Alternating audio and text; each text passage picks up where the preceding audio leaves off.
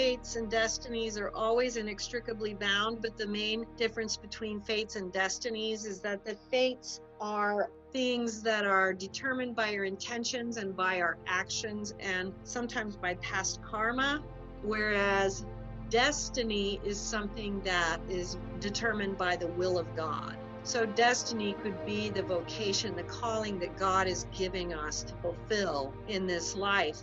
Here's something about that people don't always think of. Some of us come in with a specific calling that we are intended to fulfill from the day we were born. Many people will, without knowing it, sometimes even completely knock that one out of the park before they're grown.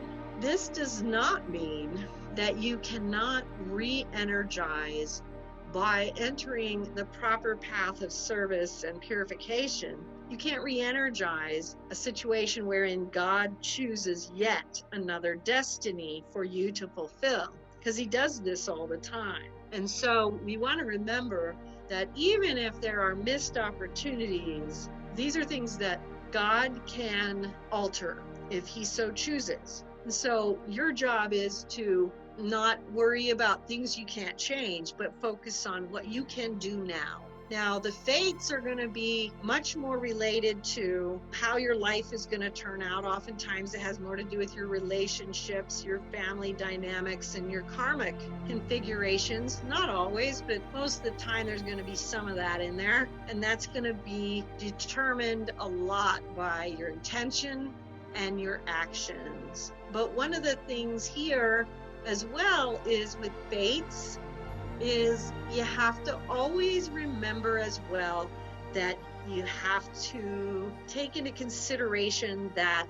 it's not just what you're doing, but it's what everyone else is also doing at the same time. Because as long as we're dealing with life in a physical realm, in a mortal world, we have karma bouncing off of each other. We're going to have things that occur that are going to go in directions. Sometimes it may diverge in a way you might not expect, or that maybe might not be the original intent, because not just your own intention and your own actions, but the actions of others around you, and you need to keep those kinds of things in mind. But again, this is the understanding of parallelity is very helpful for people, is that God is always reconfiguring.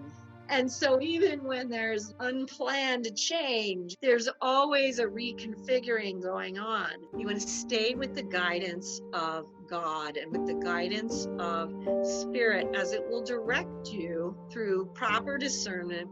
Because even if things have dramatically changed, or if it's different or whatever, you're going to receive guidance as to what to do now, or what to do if, but these are the kinds of things to keep in mind. Anything that happens on the ground is going to be impacted by karma bouncing off of one another. We're also all impacted by events that occur on a mass scale. For instance, coronavirus, these types of things. So events that occur that impact everyone to some extent a little bit. This is something to keep in mind in regard to fates. It also impacts destinies as well, but in a different way. So destiny is something that is specifically willed by God for us to do. And it's important to know this is related usually to the vocation or the service that God wishes us to give. It can be just as simple as what you do every day. And people sometimes do not recognize everything in that way. So like they think they have to be in a service profession for it to count. But we have a lot of needs in the world. So people who are good at other things that are not service professions are sorely needed as well. And so we have souls who are highly energized to do things like build roads or fix plumbing and know how to make electricity work and all these things that we need. Gather the trash and make water not rot, not stink, and not filled with bacteria.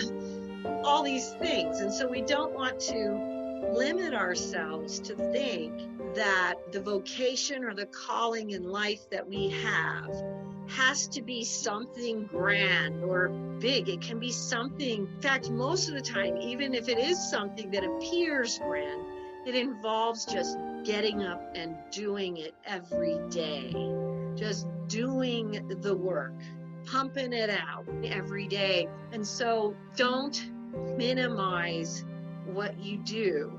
Don't minimize what you already do. And if you still feel that there's other things that you may be called for, then pray for guidance on it, because that's the way to find out what those other things might be. But do not minimize the service that you give to humanity by providing the skills that you provide. We have a short-sighted way of viewing things sometimes, that we don't always really look deeply enough into how people serve others. Someone shared with me recently a story about they wanted to help other people, so they decided they were going to build a business, and they did, and they created jobs for a whole bunch of different people.